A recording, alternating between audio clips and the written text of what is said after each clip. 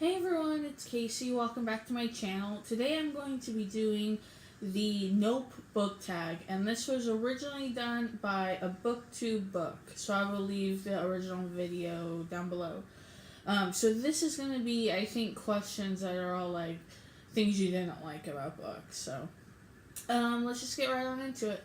The first question is Nope ending. A book ending that made you go nope, either in denial, rage, or simply because the ending was crappy. For this one, I'm gonna do a book that I just read last month in August. I guess it's already September, which was The Air He Breathes by Brittany C.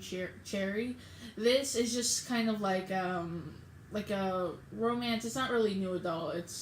They're like in their 30s, but the ending of this book was so rushed. It had like the craziest, but not like in a like mind-blowing way, like crazy and like this would never happen in real life kind of ending, and it was so rushed. Like all the action happened within the last like 50 pages. Yeah, I did not like that ending at all. The second question, Nope protagonist, a main character you dislike and drives you crazy. This one, I'm gonna cheat a little bit. I'm going to do Sloane from Since You've Been Gone by Morgan Matson. Sloane is the main character's friend who moves away. So she's not like in the book that much, but she is kind of a main character. And I don't like her at all. She's one of those characters that is it's hard to explain, like the girl who is like wild and carefree, but in kind of a selfish way. And so she ends up leaving home and like lying to her best friend just because she wants to keep up this act that she has this perfect life. I don't know. It's if that makes sense. If you've read Since You've Been Gone, you kind of know what I'm talking about. But I just don't like characters like that are kind of, or I guess people like that are just wild and carefree, but to like a selfish extent. I don't like that. Number 3 is Nope series, a series that turned out to be one huge pile of nope after you've invested all of that time and energy on it. This would definitely be the Selection series. I think it's by Carrie Cass. I just read this again like a couple months ago. I think I read it in July, and that book.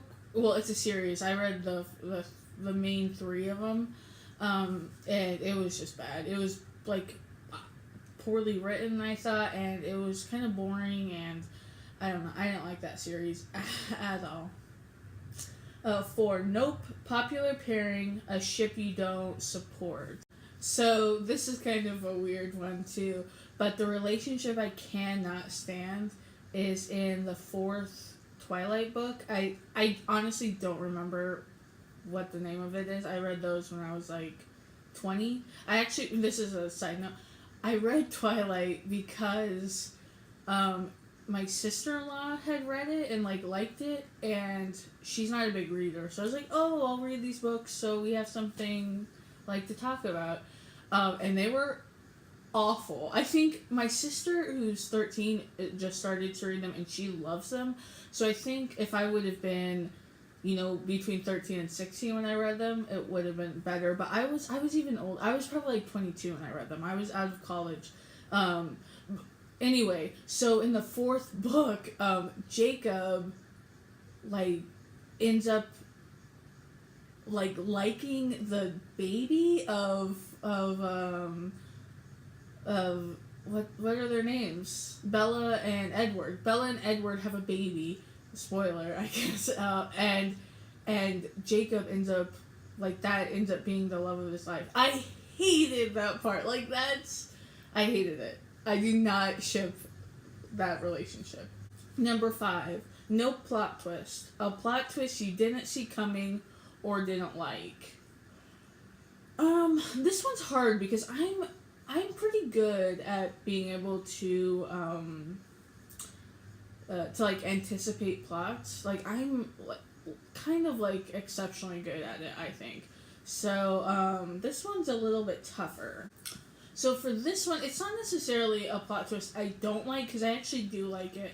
And this is like a major spoiler. If you've never read Of Mice and Men and you want to, this is a major, major spoiler. So at the end of Mice and Men, uh, George ends up having to kill Lenny, and that's a twist. If like in the book going in, it's a twist. But I always really wanted Lenny, who's kind of like the big, like he's mentally challenged, and he he's just like a lovable guy who doesn't know his own strength. I always wanted Lenny to like accidentally kill George. I thought that would have been an amazing ending. But anyway, the twist that actually exists of George having to kill Lenny, I really like that. That was a twist I did not see coming, but I did like it. So I'll use it for this one. Number 6. Nope protagonist action. Character decision that made you shake your head nope. This one's easy. It is from Harry Potter number 5, which is Order of the Phoenix. And I hate when Harry makes a decision to go down into the Ministry of Magic and look for the prophecy. Like, I mean, because obviously, and I hated it before I even knew the consequences of that. I just hated that. I don't like that entire book, but I hate his decision to do that, and his decision leading up to it not to let Snape kind of help him close his mind off to Voldemort. I don't like that decision at all. Number 7, nope genre. A genre you will never read. Horror. Like, I'm never gonna read horror, because I am such a scaredy cat. I get scared so easily. So, definitely never gonna read that. And probably, this is like I likely won't read. It's fantasy and sci-fi. I make exceptions. Obviously, like, Harry Potter is kind of like fantasy-esque. But I'm not really into, like, high fantasy or even low fantasy. I like my books to take place in present day. Or in a world that is not fantastical. 8. Nope book format. Book formatting you hate and avoid buying until it comes out in a different edition. This one's hard. Like, I don't have an answer for it. Because, say if a book comes out in ebook beforehand, like, I'll read the ebook if I'm super excited. Or I'll read in hardback or paperback. I can't think of any other editions. Number 9. Nope trope. A trope that makes you go nope. Definitely love triangles. I don't really like love triangles. I think that for most of the part, unless it's like a contemporary, for most of the time, they're unnecessary, right? There's a love triangle in Twilight, there's one in Hunger Games. Like, those are unnecessary. I don't think anything was added to the Hunger Games series by having the Gale, Peeta, Katniss love triangle. Like, I don't like those. Number 10, nope. Recommendation. A book recommendation that is constantly hyped and pushed at you that you simply refuse to read. Mine is, it's the one that just came out about the Black Lives Matter movement. The Hate You Give by Angie Thomas. That book is so hyped, and I'm never going to read that book. Like, there's just something about it that has zero interest. I have zero interest in that, so I'm not going to read The Hate You Give. Number 11. Nope, a cliche pet peeve. A cliche or writing pet peeve that always makes you roll your eyes. This one again, I guess I don't really like when it shows like text messages or when they use like emails, or I guess I like my books to be very traditionally written, so I don't like when they add in like social media posts or things like that. Number 12, nope love interest. The love interest that's not worthy of being one. A character you don't think should have been a viable love interest.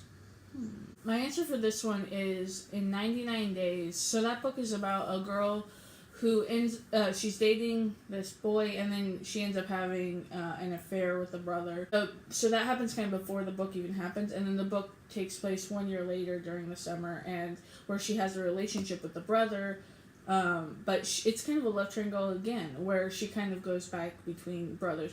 I don't think that her original boyfriend was like a good love interest. I didn't like him. I don't know. I did not like anything about him and his character, and I kind of wish there hadn't been that love triangle of them going back and forth. I did not like that. Number 13, Notebook, a book that shouldn't have existed. This would be Harry Potter and the Cursed Child. I actually own that. I haven't read it yet. I eventually will, but I wish it wouldn't have existed. I kind of wish that J.K. Rowling would have just let the Harry Potter books, end and exist, instead of publishing, the Cursed Child, and instead of doing all the stuff that she does on Pottermore.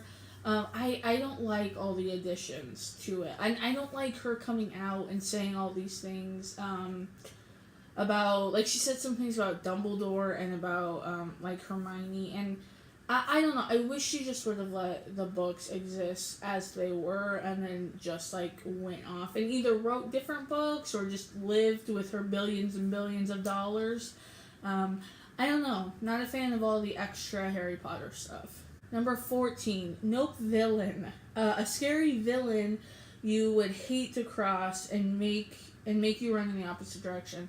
This one is hard because I read a lot of, like, contemporary, so I don't really have villains per se.